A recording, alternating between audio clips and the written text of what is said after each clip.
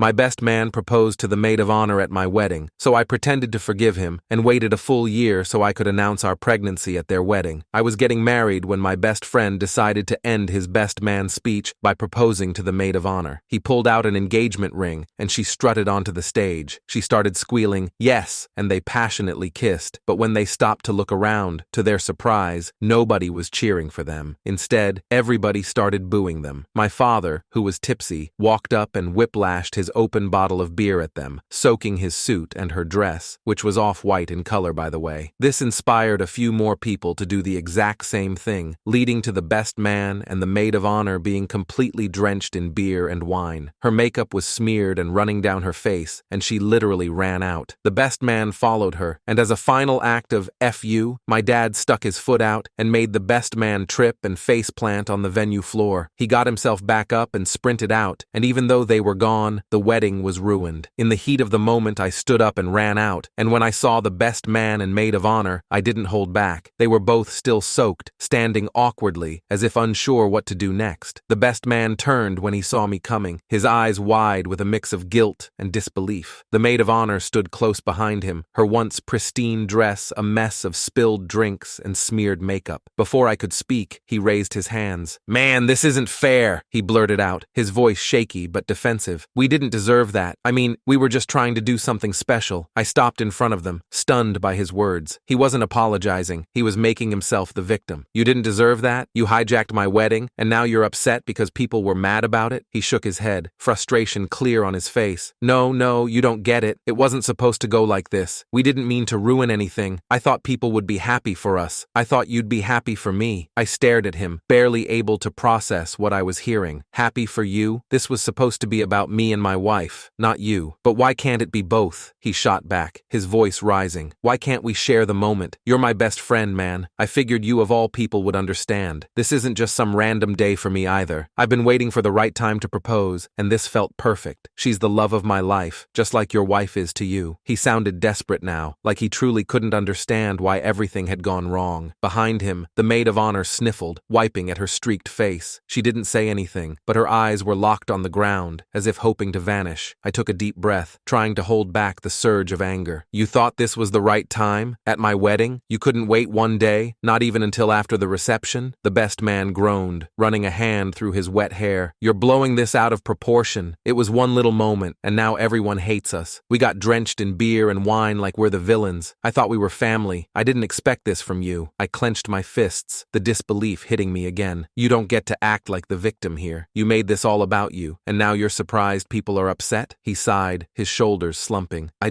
didn't think it would matter. I didn't think it would overshadow anything. I swear, I didn't mean to ruin your day. I just wanted to make a memory too." I glared at him, my patience hanging by a thread. He still wasn't really sorry. He was just upset that things hadn't gone the way he imagined. He took a step back, looking down at the ground. "Look, I get it. You're angry. I didn't plan for this to blow up like it did. But I'm begging you, don't throw our friendship away over this. We've been through too much. I can't lose you over one mistake." I paused, staring at him for a long moment. He was still trying to make himself seem wronged, as if his selfishness wasn't the problem. "Maybe we shouldn't be around each other for a while," I finally said. "If you really think this was no big deal, then I don't know what else to say." He nodded slowly, his expression a mix of regret and frustration. "Fine, if that's what you want." Without another word, I turned and walked back inside, leaving them standing there. They had wanted to make a memory, and now they'd made one no one would forget. The texts started coming in right after the wedding. I sat with my wife in the living room, surrounded by the remnants of what was supposed to be our perfect day. My phone buzzed continuously, and each time I glanced at it, I saw his name, my best man. The messages were relentless. "I'm really sorry. Please talk to me. I never meant for any of this to happen. Please don't hate me." I put the phone down with a heavy sigh. My wife, still in her wedding dress, looked at me with tired eyes. Her makeup was smeared from tears, and her hair was in disarray. "Is he texting you?" she asked, her voice barely a whisper. "Yeah," I said, rubbing my eyes. "He's sending message after message, apologizing." She shook her head in frustration. "Of course he is. He ruined our wedding, and now he's trying to play the victim." I didn't have the energy to argue. I just nodded. My mind was spinning with the events of the night. My wedding day had been taken over by his ill-timed proposal, and now he was making it about himself again with his constant apologies. The texts didn't stop. They kept coming. Texts, calls, even emails. Each one was a new plea for forgiveness. forgiveness. He claimed he didn't mean for things to go wrong, that he thought it would be a special moment for everyone, and that he was sorry. It was as if he couldn't understand why people were angry, or why his actions had been so hurtful. By the end of the week, my patience was wearing thin. My wife had already decided she wanted nothing to do with the maid of honor. They had been best friends for years, but after what happened, my wife cut off all contact. She was done with her, but she made it clear that if I wanted to maintain a friendship with the best man, it was up to me. "I'm done with her," she said firmly, "but I won't stop you from being friends with him if you want." I felt conflicted. I missed my best friend, but the way he had ruined our wedding made it hard to forgive him. Despite my mixed feelings, I agreed to meet him for coffee. Maybe talking in person would help clear things up or give me some closure. The day of the meeting, I arrived early and waited at a small cafe. When he walked in, he looked like a mess. His clothes were wrinkled and his hair was a disheveled mess. He was drenched from the rain, his face red and tired. He sat down across from me, his eyes avoiding mine, and stared at his cup of coffee. He started talking as soon as he sat down. He went on and on about how he didn't mean for the wedding to be ruined. He said he thought it would be a great moment for everyone and that he was genuinely sorry. He mentioned that he was overwhelmed by his feelings and that he had always wanted to propose to the maid of honor at a special event, and it just felt right at that moment. As he spoke, I could feel a mix of anger and pity. He was still trying to justify his actions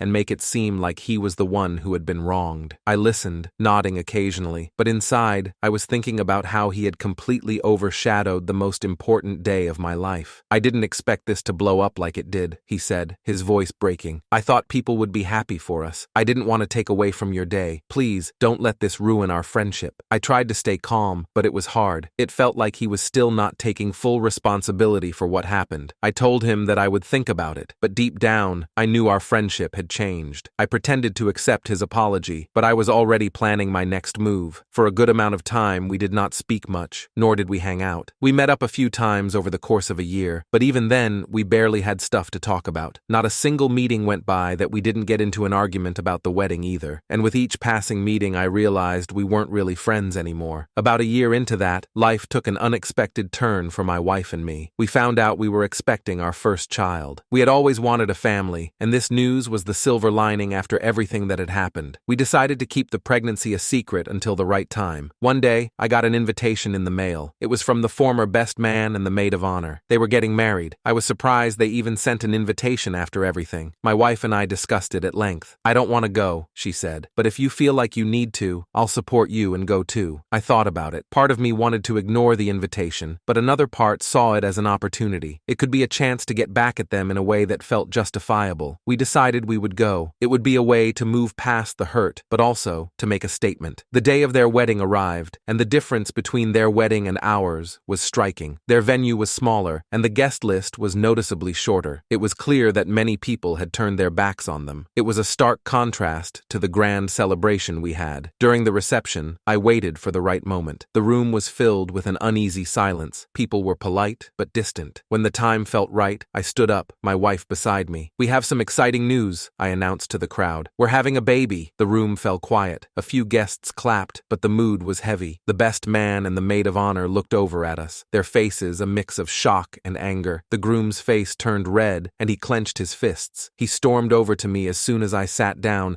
his eyes burning with fury. "This was supposed to be our day," he said in a low, furious tone. I shrugged, trying to keep my composure. "You wanted to share the moment, remember? I thought we'd both get a chance to celebrate." He glared at me, but couldn't argue. The damage was done, and the mood of the wedding was forever changed. It wasn't the celebration they had hoped for. As the years went by, there was little to no contact between us. The once close friendship had dissolved into mere memories. I heard through mutual acquaintances that the maid of honor and the best man's marriage had fallen apart. Rumor had it she had cheated on him and taken all his money. One day, out of nowhere, I received a message from him. The message was a desperate plea for help. "I need a place to stay. She left me, took everything. I have nowhere to go. Can I crash at your place for a while?" I stared at the message, feeling a mix of emotions. I didn't want to be cruel, but I also felt like I had already done enough. I took a deep breath and sent a reply. "I'm sorry, but I can't help you. I think it's best we keep our distance." I hit send and then blocked his number. The past was behind me, and I wanted to keep it that way. The revenge I had planned had come full circle, and it felt like justice had been served. The best man and the maid of honor were no longer part of my life, and I was ready to move on. After blocking his number, I hoped that would be the end of it. But a few days later, my phone buzzed with an unfamiliar number. Reluctantly, I answered, and to my surprise, it was him again. Please, just hear me out one more time. I'm at rock bottom, and I don't have anyone else. I know I messed up, but this is really bad. I need your help. I sighed, trying to stay calm. What more do you want from me? I've already told you I can't help. He kept pushing. I get it, okay? I really do. But think about what we had. We were best friends. I know I made a mistake, but everyone else has turned their backs on me. I'm all alone, and I don't have anyone left to turn to. I didn't respond immediately. His desperation was almost overwhelming. He continued to send messages, each one more pleading than the last. Finally, he called again. When I answered, he was frantic. You don't understand. I'm completely broke, and she left me with nothing. I'm desperate. I know it was my fault, but I swear I've learned my lesson. Please don't do this to me. You're the only person who can help me now. I was about to hang up when he said something that crossed the line. I'm just asking for a chance. If you don't help me, I'll have nowhere to go. I'd even be willing to forgive you for ruining my wedding, but only if you agree to help me. You owe me that much. The words hit me like a punch. He was trying to guilt me into helping him by bringing up the past and turning it against me. I couldn't believe what I was hearing. That's it, I said, my voice cold. I'm done. I won't listen to any more of your excuses or demands. I ended the call and blocked the number for good. The final straw had been crossed, and I knew there was no going back. The friendship was officially over, and I was done with the drama.